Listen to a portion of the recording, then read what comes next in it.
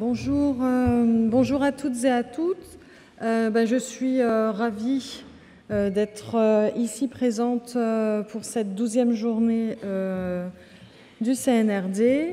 Comme vous l'a dit, et je ne reviendrai pas dessus, le professeur Hennequin, c'est une journée riche avec de très beaux thèmes abordés et une place qui pour moi est essentielle de commencer cette journée avec les usagers, leurs paroles, la vision, le parcours de soins.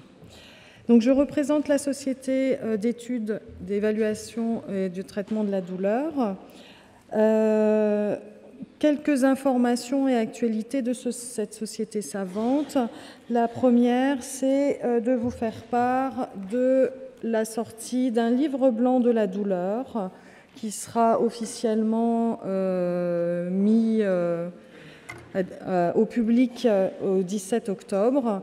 Donc il y a eu un gros travail qui a été fait cette année. Je vous rappelle que le dernier date d'à peu près une dizaine d'années. On a fait un état des lieux à nouveau de la prise en charge de la douleur au niveau national et on a établi plusieurs propositions pour que le système de santé reste éthique et citoyen pour tous les patients. Donc sont abordés dans ce livre les futurs défis de la douleur, notamment avec le virage ambulatoire qui s'annonce, mais aussi la douleur au travail. Et j'ajouterai pas seulement la douleur au travail des patients que l'on reçoit, mais la souffrance au travail aussi des soignants, maintenant que l'on est de plus en plus à côtoyer en tant qu'équipe mobile douleur. Et aussi la douleur en situation de handicap, donc s'intéresser beaucoup plus en fait à tout ce qui touche à la société et aux enfants, aux adultes et aux personnes âgées qui souffrent de handicap. Naturellement, il y a toujours un questionnement autour de l'enseignement. Comment enseigne-t-on la prise en charge, la prise en compte de la douleur dans toutes les professions? Et il faut rester, je dirais, vigilant pour que cet enseignement perdure. Il a tendance quand même régulièrement à rétrécir. Et enfin, poursuivre la recherche en douleur, et pas seulement la recherche médicale ou la recherche en sciences humaines, mais la recherche infirmière en douleur. Et régulièrement, et encore chaque année, des infirmiers se lancent dans des recherches sur la pratique et l'amélioration des soins douloureux. Donc ce livre fait vraiment un point complet dans cette période de renouveau, pour permettre que soient maintenus les moyens financiers, les moyens techniques, les moyens humains, mais aussi que perdurent les structures douleurs qui sont peut-être, pour certains et certaines qui y travaillaient, qui sont fragilisées actuellement. Je voulais aussi vous faire part de plusieurs manifestations qui auront lieu autour de la douleur.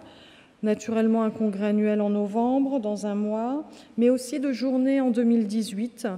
Il y a toujours une journée de douleur sur la thématique de l'IASP, la douleur internationale, qui est proposée à Paris. Mais l'année prochaine, il y aura 2 autres journées. Une journée pour les infirmières, donc réalisée par la commission professionnelle infirmière, donc une journée qu'on appelle Best of, pour montrer tout ce que les infirmières ressources douleurs, suite à des enseignements universitaires, ont pu mettre en place.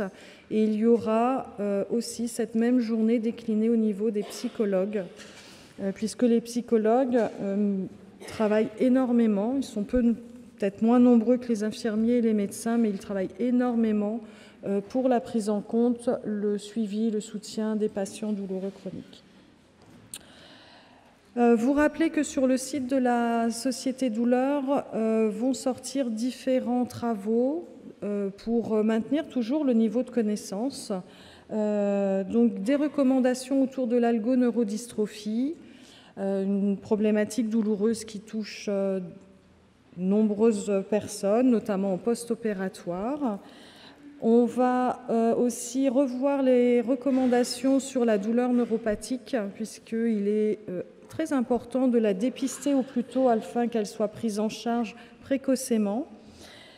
Au niveau des infirmiers, il y aura, alors on ne peut pas dire des recours, mais en tout cas un consensus ou un guide de pratique sur pansement, gestion du pansement d'ulcères et gestion de la douleur, puisque c'est un domaine qui reste peu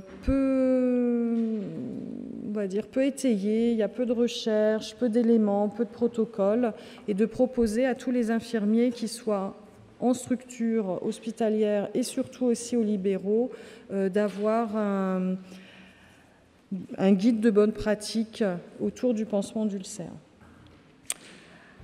Et puis, un des gros travaux de l'année prochaine de la Société Douleur sera d'établir justement un guide de bonne pratique, mais très large, à l'usage de tout professionnel, pour permettre que chacun et chacune, quand vous travaillez, vous puissiez avoir on va dire, des repères sur ce qu'il est bien, ce qui est au goût du jour et ce qu'il faut éviter de faire. Donc d'avoir comme ça des repères, parce que dans le quotidien qui est compliqué, on nous demande d'aller de plus en plus vite, de faire peut-être avec moins de personnes et moins de moyens, et il est important de se rappeler quel est, on va dire, le minimum à maintenir pour que les usagers, les patients qui soient hospitalisés, hôpital, domicile ou autre, soient pris en charge, reste cette prise en compte de leur douleur, qu'elle soit aiguë ou chronique ou induite.